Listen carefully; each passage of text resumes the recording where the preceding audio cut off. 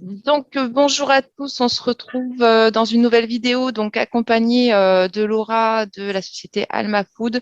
On avait déjà fait donc une précédente vidéo qui vous a pas mal intéressé parce qu'on a eu pas mal de questions sur le sujet. Donc, pour rappel, la société Alma Food, c'est une société rennaise qui agit dans la conception d'étiquettes pour les produits alimentaires, donc type bocaux ou autres. Hein, c'est bien ça, Laura? C'est ça. Et donc, on a décidé, donc toujours dans l'optique de vous apporter un maximum d'infos pour le lancement de votre activité et pour le respect de la réglementation, de vous proposer un certain nombre de vidéos un peu dans le même esprit et sur différentes thématiques qui vont pouvoir vous intéresser pendant le lancement de votre activité. Donc, en l'occurrence, on va proposer une série de 3 vidéos qui concernent l'étiquetage dans sa globalité. Donc, cette première vidéo qu'on va démarrer ensemble concerne la mise en forme de l'étiquette. Où on va rentrer un petit peu plus dans le détail d'ici quelques minutes.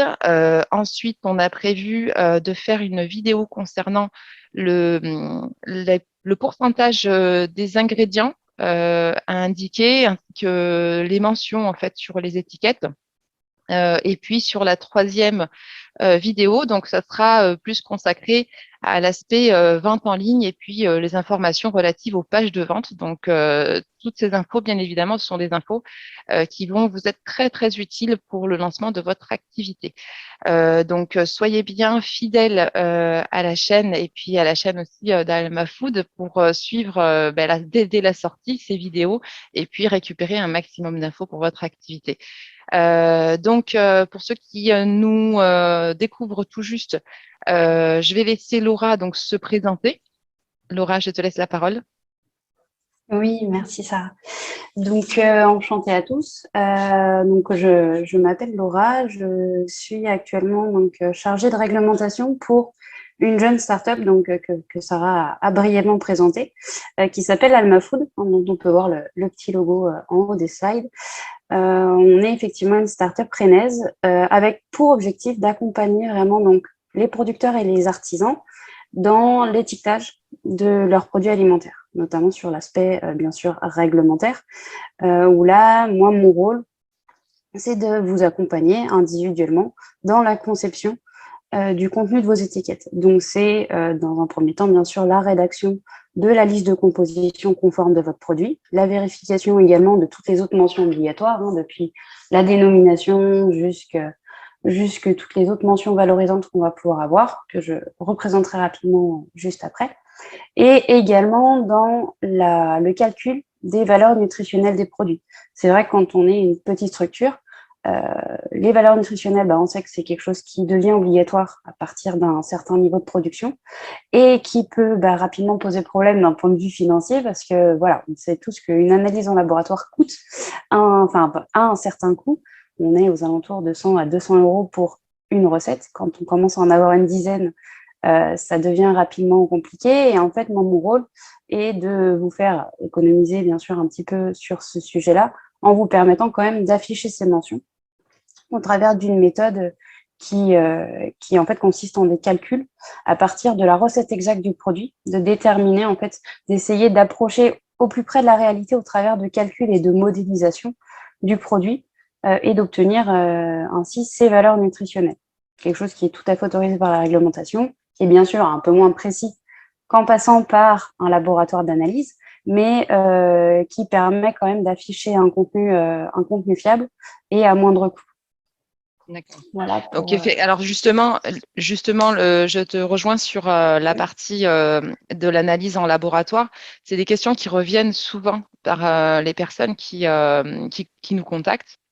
Parce que en tout démarrage, on va dire, d'activité, au lancement d'une activité, c'est effectivement une opération qui peut vite s'avérer coûteuse. Et puis, par la même occasion, en fait, on n'a pas forcément autour de soi la connaissance de laboratoires à contacter pour nous aider en fait dans cette démarche.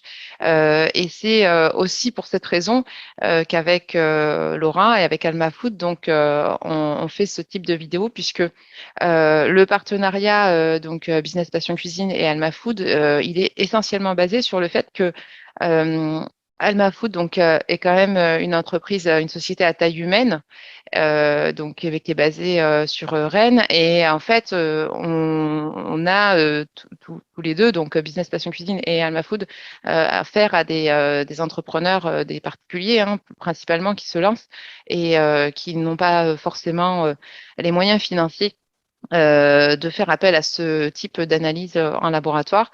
Et voilà, on a trouvé judicieux justement de pouvoir travailler ensemble pour répondre au mieux aux besoins des futurs entrepreneurs et puis leur apporter un maximum de pistes, un maximum de renseignements et puis les guider au mieux, les orienter au mieux dans leur activité.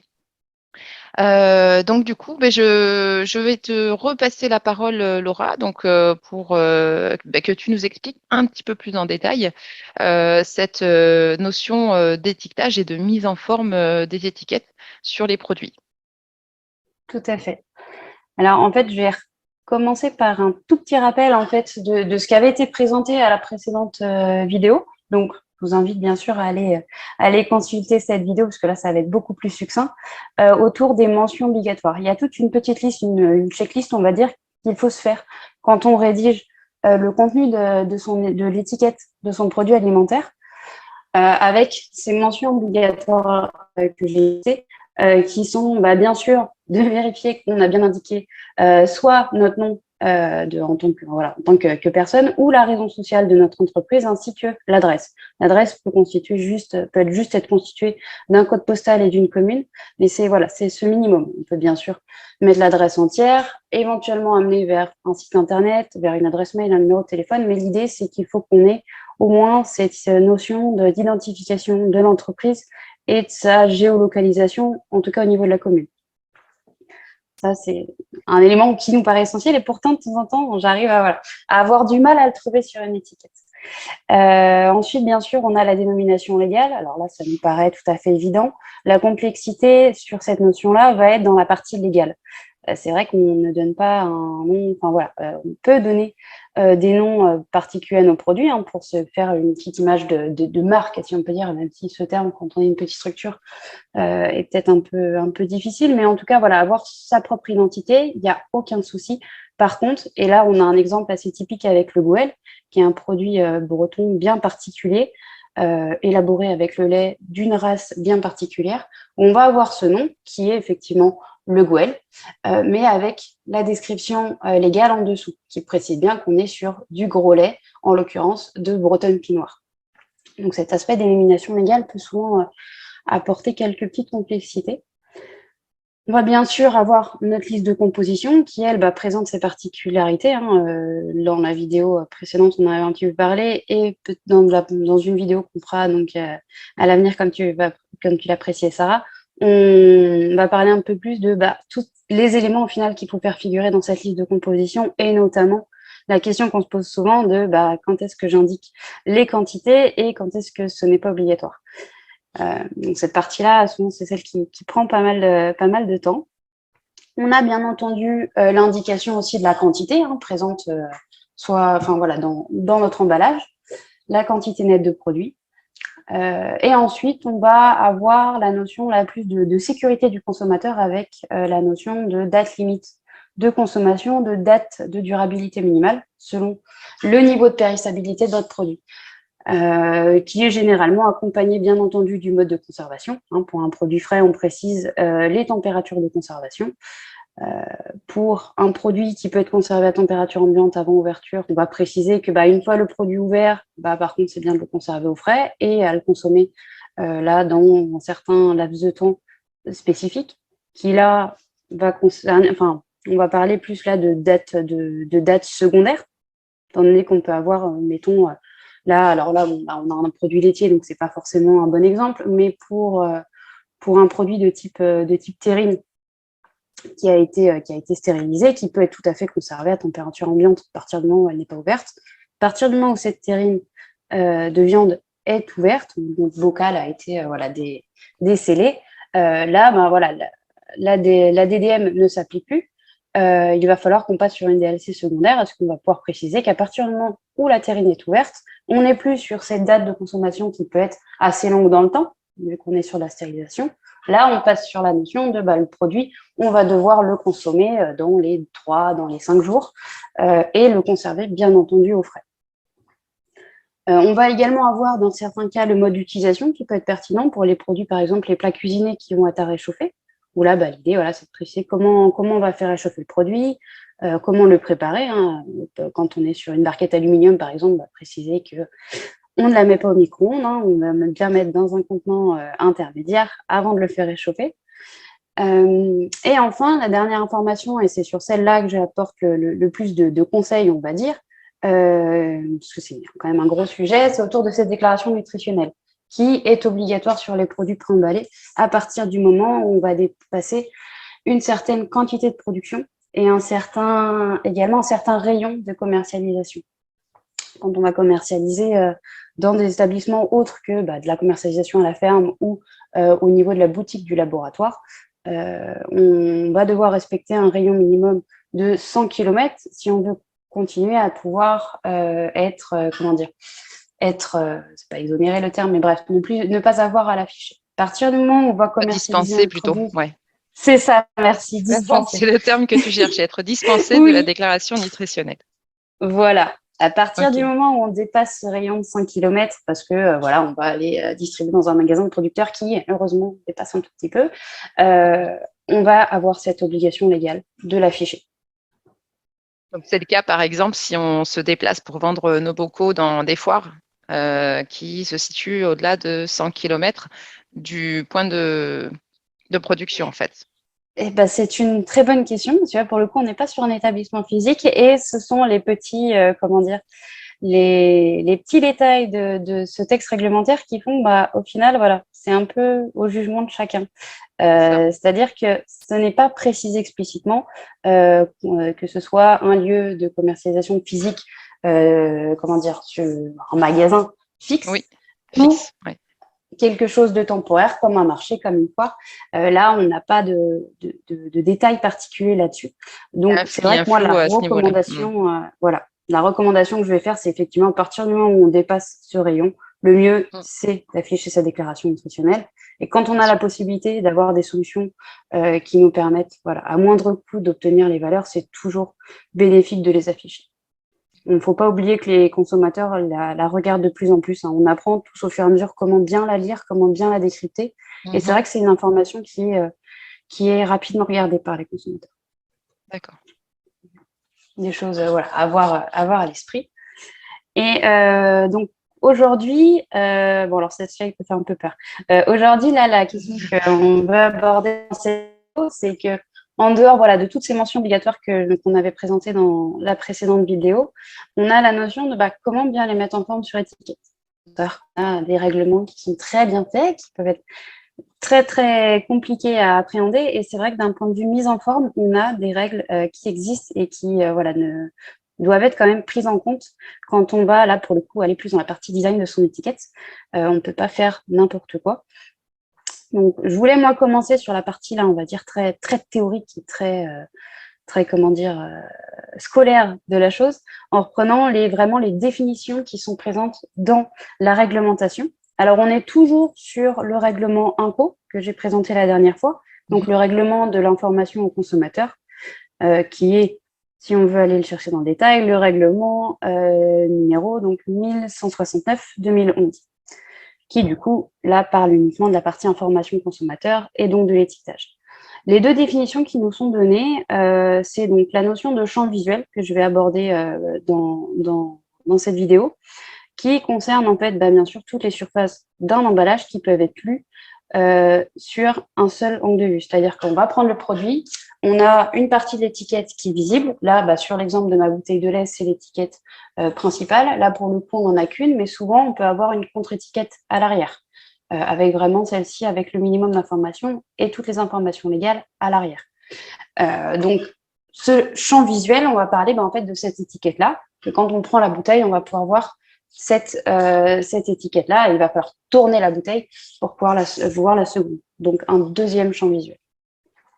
Et on a la notion du coup de champ visuel principal, qui lui, c'est celui qui va être en fait vu au premier coup d'œil par le consommateur. Là, pour le coup, on peut imaginer que cette bouteille présente dans un rayon, voilà, on voit effectivement notre petite bâche avec le nom du produit et la crèmerie de Brocéliande qui est le producteur de cette bouteille de lait.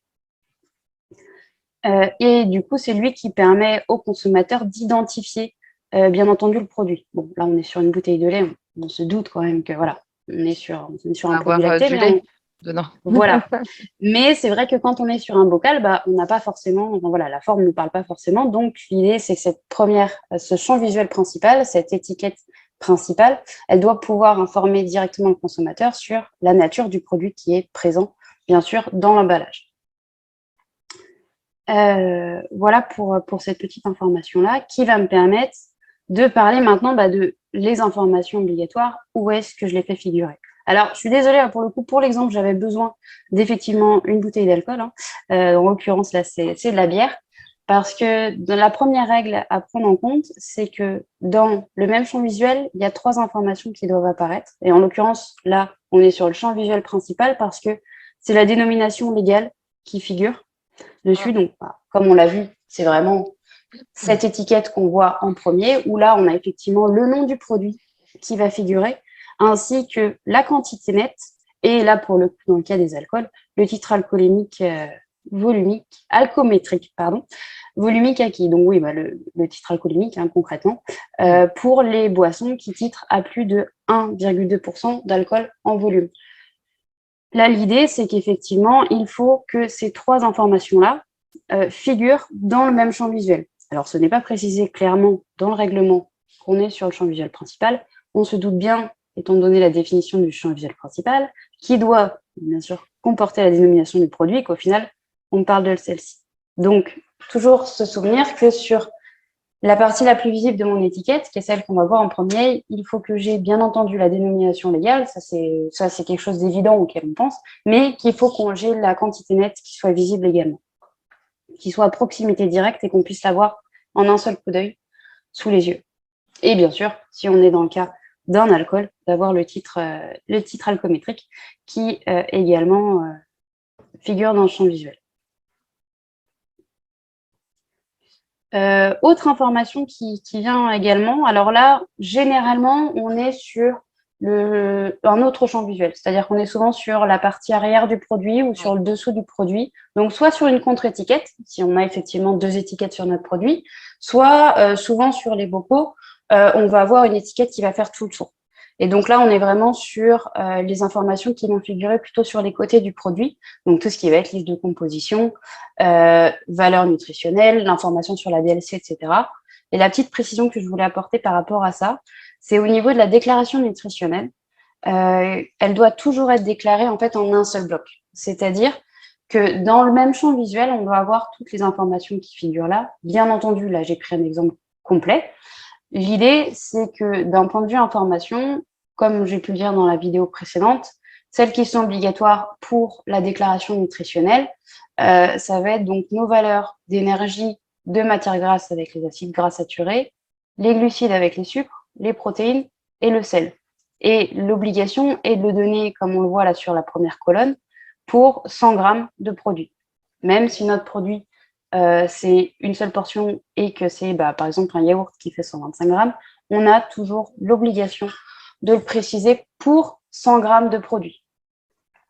En général, on va être limité par un petit souci de place, surtout sur des petits emballages, où là, toutes les autres informations là, qui sont dispensées sur ce produit-là, on va clairement pas avoir la place de les mettre.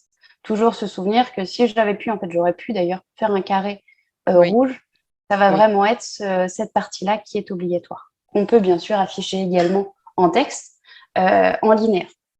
Si par contre, comme dans le cas de ce produit, on souhaite afficher plus d'informations, là par exemple, vu le poids, j'imagine que c'est un pot de yaourt pour 125 grammes.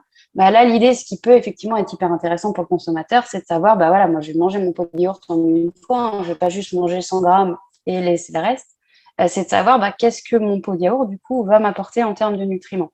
Là, effectivement, on avait la place de pouvoir dire, dans un second temps, en termes de mention la facultative, d'indiquer, bah, du coup, voilà ce que ça représente pour mon pot de 125 grammes. Et d'avoir donc toutes les informations qui vont découler. Hein. Le calcul, après, est simple à faire en soi. Bon, en général, quand on regarde l'étiquette du produit, on ne prend pas forcément le temps de le faire. Donc, si c'est fait pour nous, c'est top. Mais du coup, voilà, on peut avoir cette information-là. Et on peut également préciser l'apport, en fait, en nutriments par rapport aux valeurs, aux valeurs de référence.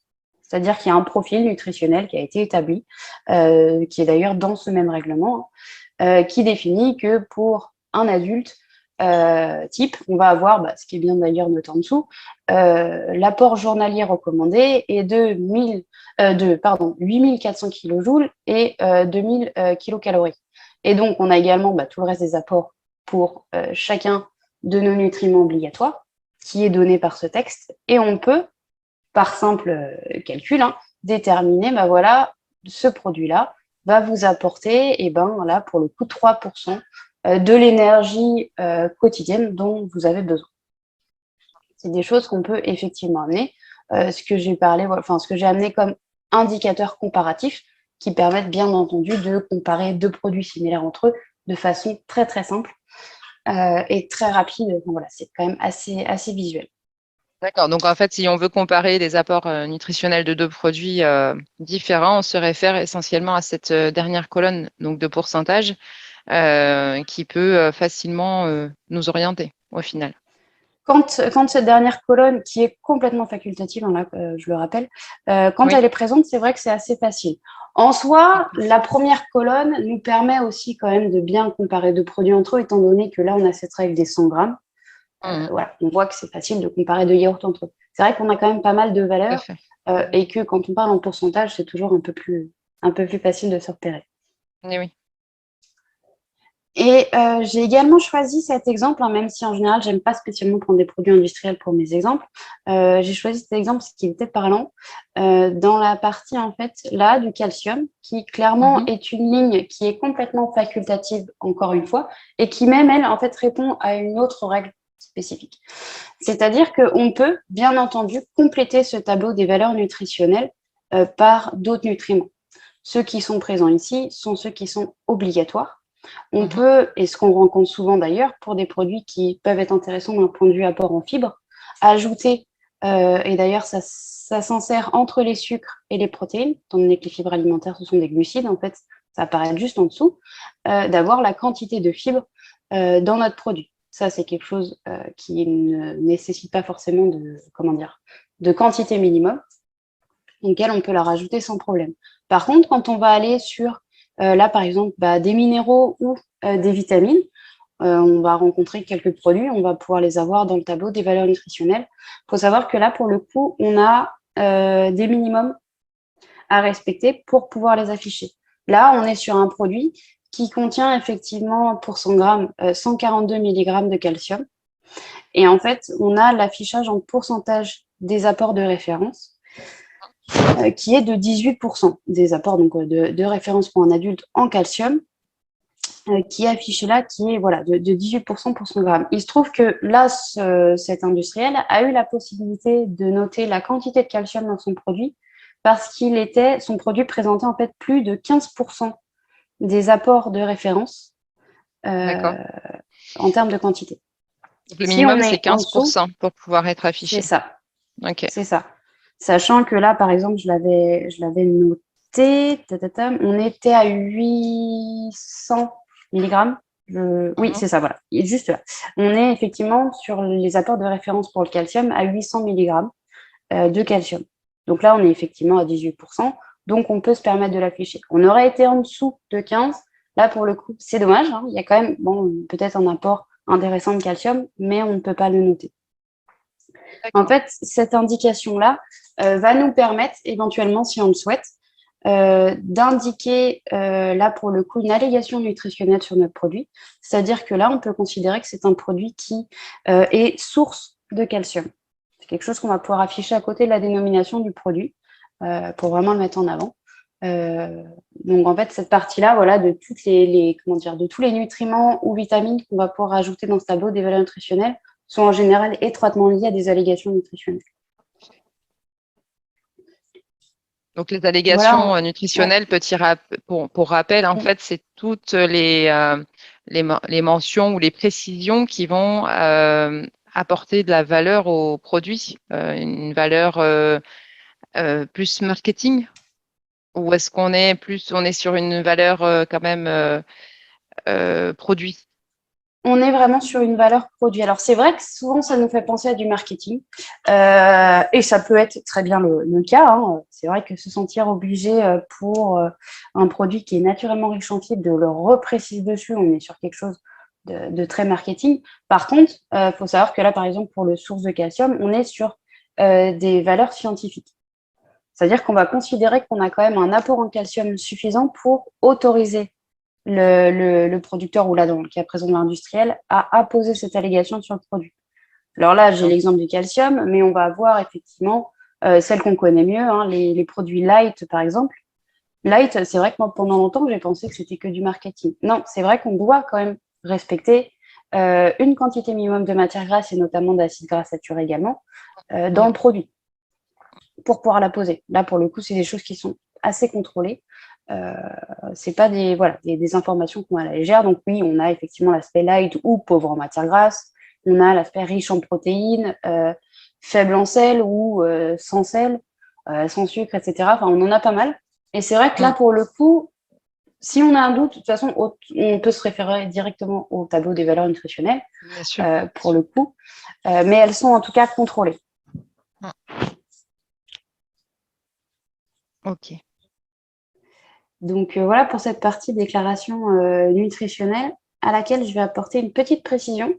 Alors qu'on voit sur, toujours, hein, c'est surtout sur les produits industriels, Mm. qui est un petit complément en termes de, enfin pas un complément, pardon, une répétition des valeurs nutritionnelles qui est autorisée. Là, l'idée, c'est qu'on est vraiment sur la reprise de ce tableau des valeurs nutritionnelles sur, sur notre champ visuel principal, donc sur notre étiquette de face, où on a la possibilité, si on le souhaite, de vraiment mettre en avant, là, quand c'est vraiment un produit, par exemple, qui est assez peu calorique, on peut afficher effectivement directement sur l'avant du produit sa valeur énergétique. Alors, soit la valeur énergétique seule, comme l'exemple que j'ai présenté là, en rappelant que là, on est vraiment sur la valeur pour la portion qui est Mm. présente dans cet emballage, avec le pourcentage des apports recommandés qu'on a présenté tout à l'heure. Et on a la deuxième possibilité, où là, pour le coup, on peut afficher vraiment dans le détail la valeur énergétique avec les matières grasses et leurs acides gras saturés qui sont clairement toujours associés, Mm. les sucres et le sel. On voit que, par exemple, quand on compare au tableau des valeurs nutritionnelles qu'on a vu avant, il nous manquerait entre deux, là, les glucides et les protéines qui s'insèrent là. L'idée, c'est que ceux-là, alors, ont été choisis d'un point de vue tout à fait réglementaire. Donc là, j'avoue que j'ai pas forcément l'explication, mais on peut se douter que c'est parce qu'on est vraiment là sur des éléments qui, d'un point de vue santé, sont les éléments qu'on a regardés en premier. L'énergie, Ouais. les matières grasses, forcément, on essaye toujours de savoir les acides gras saturés, qu'est-ce qu'ils représentent. Les Mm. glucides nous intéressent peut-être un peu moins que de savoir s'il y a vraiment des sucres dans le Oui. produit et le pourcentage de sel qui, là, nous intéresse également. Ce qu'il faut savoir, c'est qu'on ne peut pas les sélectionner, tout simplement se dire, non, moi, je veux juste afficher la valeur énergétique et les sucres. Pour le coup, si on souhaite en afficher plusieurs, il faut les afficher tous les 5 Et dans et cet pas un ordre-là. par un. Et dans Oui. cet ordre-là. Oui, Mm. tout à fait. D'où OK. voilà cet exemple qui peut être pris avec toujours l'idée de repréciser. Effectivement, là, on n'a pas l'obligation des 100 grammes. C'est vrai que là, on peut Mhm. préciser tout simplement par portion ce que Oui. ça apporte. Ce qui nous permet OK. techniquement, si on revient sur le tableau juste avant, de gagner de la place à l'arrière de notre étiquette, d'avoir un tableau des valeurs nutritionnelles un peu plus petit, parce qu'on a uniquement les 100 grammes, Oui. mais d'avoir effectivement en avant nos portions. Mm. Voilà pour Ok. cette partie-là qui peut être un peu difficile à appréhender au départ. Ensuite, on parlait justement, alors là pour le coup, on parlait d'allégations nutritionnelles et je voulais aborder un peu plus la question des mentions valorisantes, justement, voilà, autour de la dénomination de notre produit. Donc, on va avoir bien sûr notre dénomination classique. Hein, là, on va prendre l'exemple du poulet. Hein, on sait qu'on est sur un poulet jaune. Par contre, on lui a rajouté une mention valorisante qui est la mention fermier, qui ne peut pas être utilisée à la légère. Hein, on a des règles bien spécifiques à respecter. Et là, il faut savoir que quand on veut apposer une mention valorisante, c'est toujours dans la dénomination du produit. Donc, par définition, sur notre étiquette enfin sur notre champ visuel principal, où là, on va pouvoir avoir, alors avec l'exemple du produit fermier, on va avoir l'exemple là de la mention montagne ou encore la mention à l'ancienne. Pour reprendre rapidement ces petites règles, alors la mention fermier, on n'a pas de règlement, de définition réglementaire qui est établie. Souvent, en fait, ce sont des règlements particuliers par produit qu'il existe. Aujourd'hui, il existe pour du coup la volaille, hein, comme là le poulet par exemple, pour les œufs et pour le petit troisième que j'oublie toujours. Donc, j'ai donc ma volaille pour mes œufs et pour le fromage, pardon. Où là, en fait, on a des règles bien particulières avec, je ne vais pas vous faire tout le détail, mais par exemple pour la volaille, des densités d'élevage à respecter, des modes d'élevage particuliers, etc. Où là, on a quelque chose de vraiment très réglementé. En général, c'est quelque chose, et comme on le voit là, qui est associé à du label rouge ou à du bio. Mais d'une manière générale, la mention fermier est réservée à un produit, enfin du coup un produit végétal ou à un produit animal qui a été entièrement produit à la ferme et transformé également à la ferme. On a vraiment eu toutes les étapes de production qui ont été effectuées à la ferme. Bon, bien sûr, hormis l'abattage, même s'il est possible pour les volailles, c'est vrai que là c'est parti. Bon, on a moins cette obligation qui est présente. Oui, c'est ça, c'est ça. Bon, après, effectivement, comme tu le dis, c'est généralement associé à un label. J'imagine qu'il y a pas mal de conditions qui se recoupent dans le règlement pour voilà, l'aspect fermier et label. Donc, exactement. OK. Donc, montagne, c'est pareil. Bon, il faut que ça soit élaboré en montagne, j'imagine, ou du moins Exactement, en avec zone peut-être des montagneuse. produits. OK, d'accord. On n'a Et pas alors, forcément de produits particuliers, c'est vrai, pour la mention valorisante montagne. C'est aussi bien oui, des produits alimentaires que des produits alors qui sont, entre guillemets, considérés comme non alimentaires. Pour moi, les aromates et les épices, ça reste de l'alimentaire, mais d'un oui, point de vue réglementaire, de ce que j'ai lu dernièrement, ils font partie des produits non alimentaires. d'accord. Ah Donc, bon? on a vraiment D'accord. quelque chose de très large. Alors après, c'était peut-être parce que c'était un document de l'INAO et que c'est peut-être un organisme qui considère que, et les Oui, autres, enfin, oui, bref. Donc, ça peut être c'est sur une très large gamme de produits. Par contre, effectivement, il faut que ce soit en zone montagneuse et surtout, il faut que ce soit, qu'on ait une autorisation administrative. oui, Que vraiment la zone ait été reconnue comme zone montagneuse. Même si, bon, pour le coup, c'est assez oui. difficile de se tromper, mais bon, on a quand même une autorisation administrative à avoir pour être sûr qu'on fait bien partie de cette zone montagne pour pouvoir la poser. Et D'accord. après, on Et en a sur d'autres, à effectivement, l'ancienne? comme le à Oui, excuse-moi. l'ancienne. Hmm. Non, bah non, pardon, c'est moi qui vais Non, peut-être un non, peu non, mais vite. vas-y. Il n'y a pas de souci. Le, C'est ce que j'allais te demander. le à l'ancienne, c'est la même chose que le traditionnel. On aurait pu, alors là, on était sur un pâté de porc pour le coup. On a pâté de porc à l'ancienne, on aurait pu mettre pâté de porc traditionnel. Les deux sont les mêmes. Alors, on est sur D'accord. des choses assez floues, toujours. Donc, c'est un peu au jugement des contrôleurs. L'idée, textuellement, de ce qu'on a comme information par rapport à cette mention valorisante, c'est que c'est un produit qui a été élaboré selon des méthodes anciennes qui sont répertoriées et selon une recette traditionnelle, donc avec des ingrédients bien spécifiques qui appartiennent à cette recette traditionnelle et Oui. sans additifs. Mais sur quelque chose qui est quand même assez flou.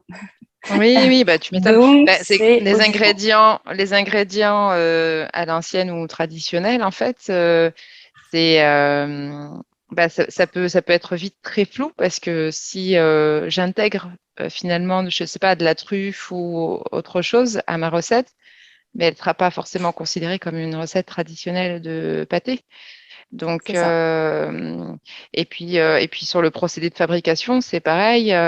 Ça va répondre à un procédé de fabrication traditionnel, mais qui sera dans tous les cas modernisé. Parce que je pense pas qu'on soit dans. Alors si, peut-être pour les producteurs locaux, etc., qui fonctionnent encore à l'ancienne, mais aujourd'hui, on a quand même des produits qui s'affichent avec cette mention valorisante traditionnelle ou à l'ancienne et qui sont produits pas forcément de manière totalement traditionnelle, on va dire. Il y a une industrialisation, mais avec un procédé qui comporte, on va dire, dans le processus une technique à l'ancienne. Voilà.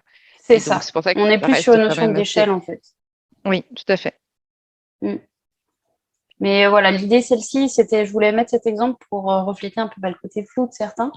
En général, c'est vrai que quand moi j'ai des clients qui me demandent est-ce que je peux utiliser voilà, le à l'ancienne traditionnel, j'ai rarement eu la question, parce qu'en général, la plus simple, celle vers laquelle on va se tourner, c'est plutôt artisanal, que j'ai Artisanal, oui. effectivement pas forcément mis là, qui est peut-être un peu plus simple à comment dire, à prendre en considération, parce que les règles au moins sont claires. Il faut être reconnu au niveau national comme étant artisan, donc avec un certificat de capacité, etc., Tout à fait. et inscrit voilà, au répertoire national des artisans, où là, bah, pour le coup, voilà, on sait si on n'a pas la certification, bah, au moins la mention, on ne la met pas.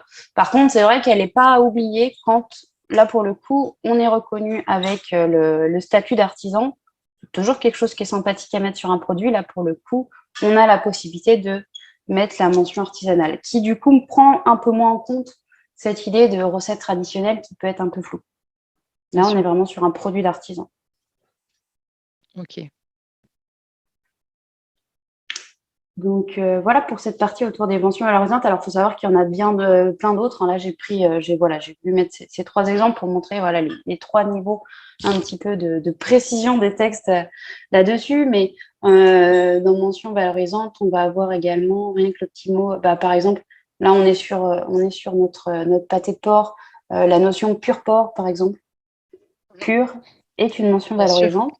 Alors, bien il faut sûr. savoir qu'on a cet avantage avec les produits charcutiers d'avoir un document qui est très bien fait, qui est le code des usages de la charcuterie, qui est bien sûr payant, qui a été mis en place par l'IFIP et comment dire, l'interprofession des traiteurs, enfin des bouchers charcutiers traiteurs de France, Oui. qui permet là en fait de savoir clairement sous toutes les dénominations, j'ai pas vraiment trouvé de contre-exemple encore, qu'est-ce qui est vraiment pris en compte dedans en termes de quelle viande je peux mettre dans une terrine. Par exemple, j'ai eu le cas la dernière fois d'une productrice de brebis, par exemple, qui voulait Mhm. faire une terrine de brebis, qui du coup n'a pas la possibilité d'utiliser le mot terrine.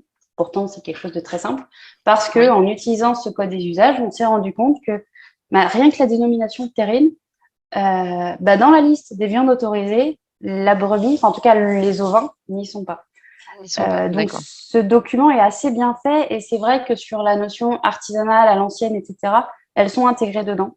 Donc pour la charcuterie, c'est vraiment quelque chose d'assez précis. En tout cas, on a tout le listing de ce que je peux mettre et ce que je peux pas mettre dans telle ou telle D'accord, c'est intéressant. Donc, dénomination. c'est le Mm. code des usages de la charcuterie. D'accord. Oui, tout à fait. OK. Bah, de toute façon, par rapport aux mentions, effectivement, comme tu le dis, il en existe un certain nombre. Oui, C'est prévu sur notre troisième vidéo. On en parlera c'est ça, aussi avec la mention fait maison, justement. tout à fait. OK. Effectivement, il y a un certain nombre de choses à dire là-dessus. Et puis des choses voilà, dont on n'a pas forcément connaissance. Comme tu l'as déjà précisé, la réglementation peut être à la fois très complète et à la fois floue. Et puis, ça peut vite devenir un casse-tête, en fait, pour des personnes qui se sont extérieures à ça, en fait. C'est ça. Et on peut pas, voilà, on peut pas être forcément expert dans tous les domaines et encore moins dans la réglementation de l'étiquetage. Complètement, c'est très très large. Et du coup, c'est là et tout mon rôle, c'est justement que je me casse la tête pour vous. On me C'est pose ça. très régulièrement des calls, des questions sur un produit particulier. Et moi, pour le coup, bah, c'est mon rôle d'aller justement questionner les bonnes personnes et obtenir Bien sûr. la réponse. Et Bien bon, sûr. bah, du coup, faire gagner du temps. C'est voilà, Ah bah, notre corps de métier est de transformer. mm, mm. Moi, c'est de vous apporter les réponses sur les questions que vous n'avez pas le temps de vous poser, en fait, C'est ça, concrètement.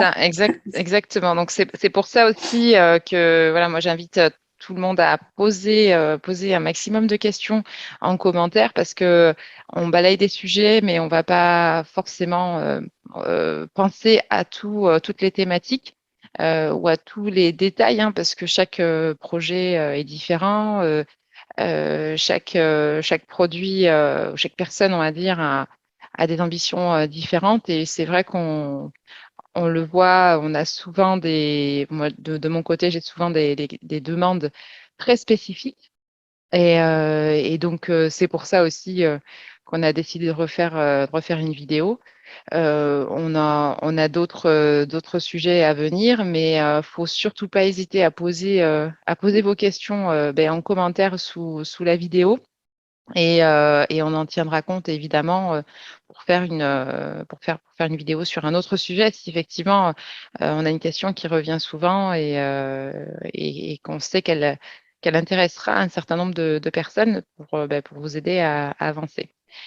Donc voilà, et puis Laura se fera un plaisir d'aller chercher l'info pour nous aussi, hein, Tout c'est à fait.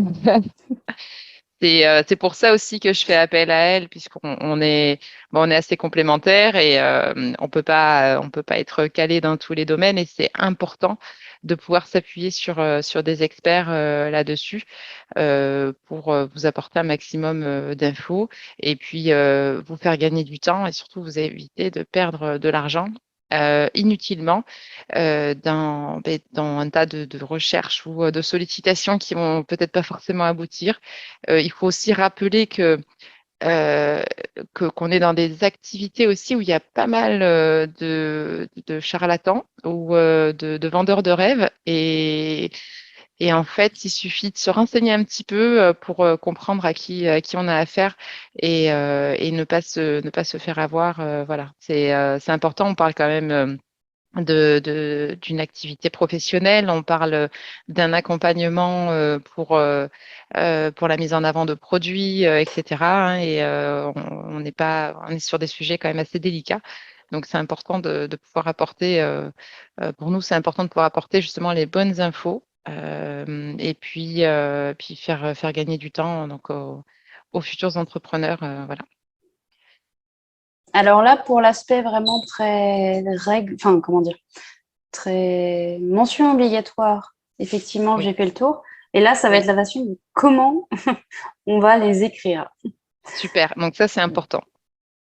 Voilà, en fait, alors c'est pas comment on va les écrire, c'est plutôt quelle taille de caractère je dois respecter.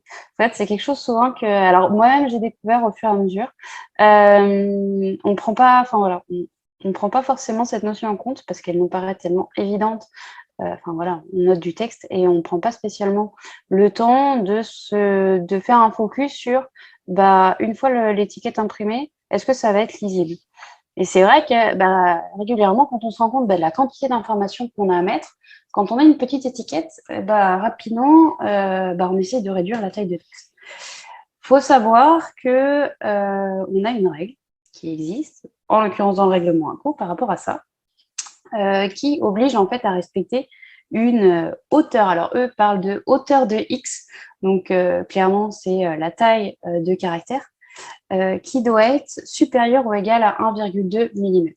Quand on parle de hauteur de X, en fait, c'est parce qu'on se sert d'une référence qui est toute bête. C'est que dans un texte, on va, alors même si on n'a pas de X dans notre corps de texte, on va tout simplement en rajouter un, et vérifier en fait que sa taille, quand il est écrit en minuscule, va respecter donc bah, cette règle des 1,2 mm. C'est quelque chose de très précis, quand même, 1,2 mm. J'ai essayé au départ de le faire à la règle. Concrètement, la petite règle qu'on a tous dans notre trousse quand on est à l'école, elle n'est pas capable Ah non, c'est de, impossible. de nous donner cette information. Sachant qu'en plus, on a une dérogation qui existe quand on est sur vraiment des tout petits emballages, enfin tout petits. Mine de rien, un 80 cm², ça peut représenter quand même une bonne surface. À partir du moment où on est sur un emballage qui présente une étiquette, du coup, avec une taille inférieure à 80 cm², on peut réduire cette taille à 0,9 mm. Et alors là, c'est encore plus compliqué. Là, l'idée, c'est qu'aujourd'hui, j'ai trouvé, moi, une seule technique qui m'a été d'ailleurs donnée par un imprimeur. Eux, c'est des éléments qui vérifient souvent. C'est en fait en utilisant, alors malheureusement, des logiciels payants. Bien sûr. Moi, ce que j'utilise, c'est effectivement Illustrator, hein, qui fait partie de la suite Adobe, qui permet en fait, en vectorisant un texte, de pouvoir avoir la taille exacte d'un caractère, ce qui est quand même assez pratique.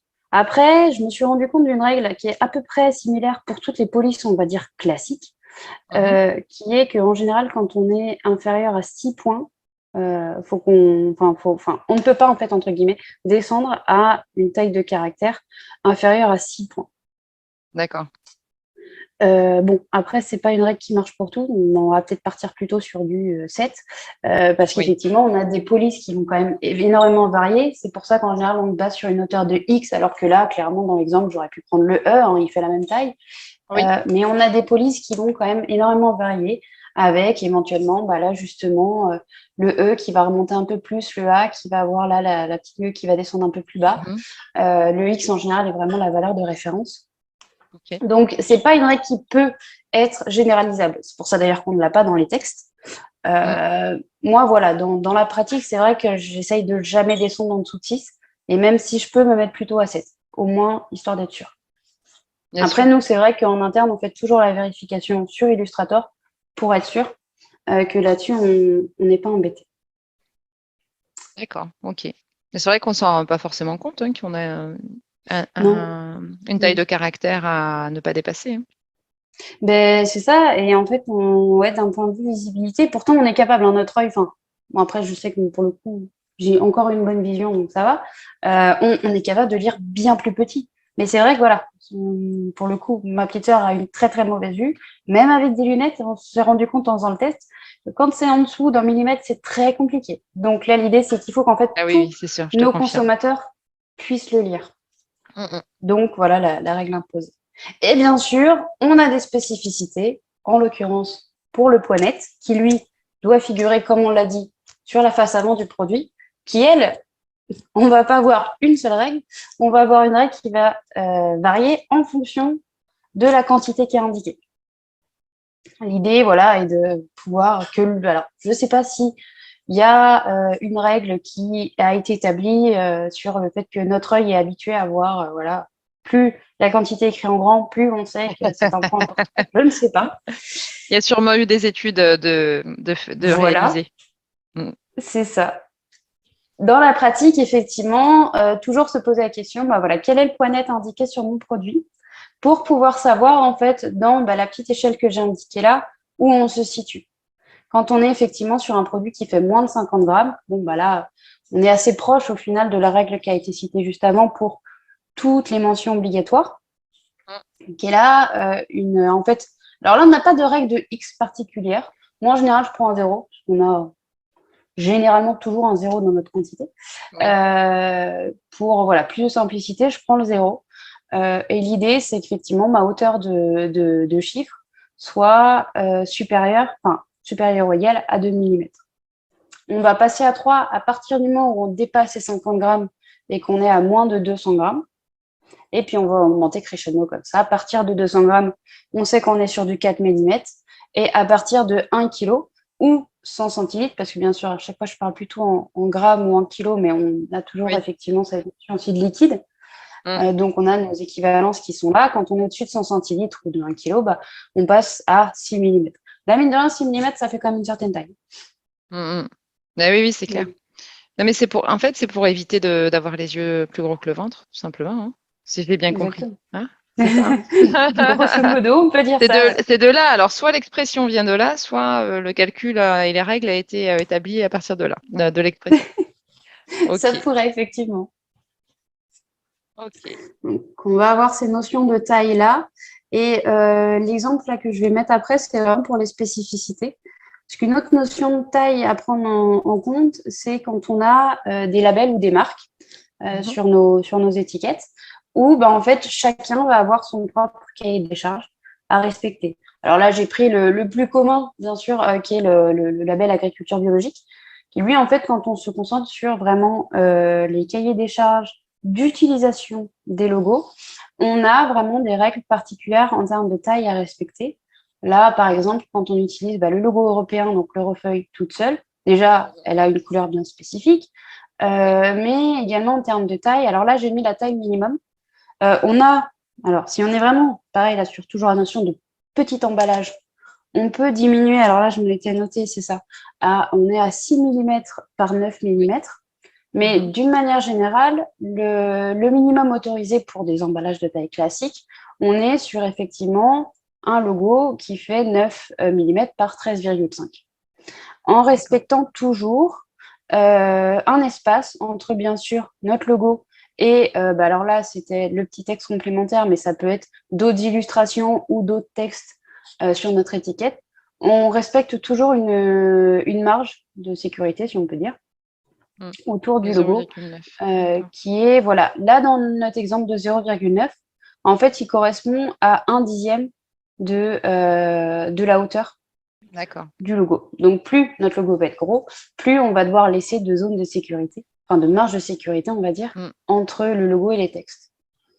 Là, on a effectivement l'exemple de la mention obligatoire qui doit toujours accompagner ce logo Eurofeuille, qui est l'indication, là, pour le coup, de l'organisme de contrôle, avec notre petit 0,1, et la notion de l'origine, qui effectivement a été... alors, on a quelques précisions qui ont été apportées par le nouveau règlement qui date de 2018 et qui est applicable depuis cette année, depuis janvier 2022. Oui, c'est ce que j'avais vu, effectivement. C'est ça. Ça aurait dû être 2020, mais on a connu quelques petits soucis entre-temps qui ont fait que ce n'était pas une question prioritaire. Et oui, donc notamment, c'était sur l'origine. C'est ça, voilà. En fait, jusqu'à aujourd'hui, on utilisait, alors France, bien sûr, on l'utilisait, mais on avait également le agriculture UE, agriculture UE, non-UE et non-UE tout court. Aujourd'hui, on a la capacité, par exemple, on a un produit qui est très local, où pour le coup, on a plus de 95% des ingrédients qui viennent de Bretagne. Techniquement, on peut parler de agriculture Bretagne, en parlant vraiment d'une région particulière. Oui. Et ça pourrait être une région d'Italie, par exemple, si on est sur une huile d'olive, mettons, on peut aller vraiment au niveau de la région. Ouais. Et au niveau de l'Union européenne, c'est vrai que jusque-là, c'était pas forcément, c'était quand même assez flou, hein, le UE, non-UE. On va pouvoir aller au pays. Jusque-là, pour le moment, en France, on n'avait que du agriculture France ou agriculture UE. On va pouvoir aller vraiment plus dans le détail du pays. De la région, et d'accord, ok. Très bien. Donc ça, à partir de 95% en termes de composition, d'origine des ingrédients. 95% de nos ingrédients doivent être de cette origine-là. Alors qu'avant, on était de mémoire, alors là, je ne suis pas sûre de ce que j'ai avancé, on devait être sur du 98%, je crois. Je crois que c'était ça, effectivement. Si j'arrive à retrouver rapidement l'info. Mais oui, en fait, ça concerne bien donc tous les ingrédients qui composent le produit doivent être à 95% donc d'origine. C'est ça. C'est ça. Et puis j'avais l'info. Écoute, non, de toute façon, je ferai peut-être une vidéo à ce sujet où on pourra se la caler aussi ensemble, puisqu'il y a il y a eu des changements aussi dans ce nouveau règlement concernant l'étiquetage, concernant d'autres éléments de l'étiquette. Et puis, ça permettra aussi de parler du coup de l'apparition du terme aquaculture qui concerne aussi la nouvelle réglementation. Exactement. C'est vrai que là, ça peut faire l'objet d'une vidéo complète tellement Tellement il y a Oui, d'informations, parce que tout à fait. Ouais. oui, voilà, c'est ça, parce qu'en fait, l'idée c'est de pouvoir passer du temps sur un sujet en fait et de pas Mm, forcément balayer en 2 minutes alors il y aurait tellement de choses à dire là-dessus. c'est ça. Mm, Ça mm, peut être utile de consacrer une vidéo effectivement. tout à Ok. fait. Donc voilà, en fait, là, pour ce cas de figure-là, avec cette règle qu'on a également, alors là, spécifique à la France, hein, où on peut intégrer, nous, notre marque nationale, hein, le petit AB, Oui. alors, pour le coup, des dernières études que j'avais lues, c'est vrai que celui-là, mine de rien, parle plus aux consommateurs que l'Eurofeuille, qui en fait est le seul des deux qui est obligatoire, hein. Donc c'est vrai que quand on a la Oui. possibilité d'intégrer le petit logo français, autant le faire avec deux possibilités. En fait, en général, il doit se caler sur la hauteur de notre refeuille. Donc là, j'ai donné voilà la mesure un peu approximative, mais l'idée, c'est toujours conserver bien sûr les proportions du logo tel qu'il est fourni par l'agence bio et de le mettre à, là pour le coup, 9 millimètres. Ou bien, moi souvent, je le fais déborder peut-être même un peu pour vraiment englober le petit texte obligatoire, vraiment créer un cadre particulier. Et on Mm. peut sinon le mettre effectivement sur le dessus, où là, c'est du coup la largeur du logo qui va respecter nos 13,5 millimètres. Il peut, voilà, on peut jouer un petit peu sur l'emplacement où on le met par rapport à l'Eurofeuille, toujours en respectant cette zone de réserve. Mais voilà, on va pouvoir l'intégrer aussi en respectant ces dimensions-là. Et je voulais juste voilà, présenter par exemple un autre exemple là un peu plus local. On est sur un label typiquement rennais Mhm. qui vraiment met en avant le travail des producteurs pour la préservation des ressources en eau au niveau du D'accord. bassin rennais. Et qui eux, pareil, ça c'est un exemple typique enfin, voilà, d'une marque beaucoup moins connue que l'agriculture biologique, hein, bien entendu, mais qui a, elle aussi, sa charte graphique, hein, alors avec des particularités. Là, pour le coup, la zone de réserve, on la calcule par rapport à la taille de la goutte qui est présente là, avec une taille qui est définie du logo.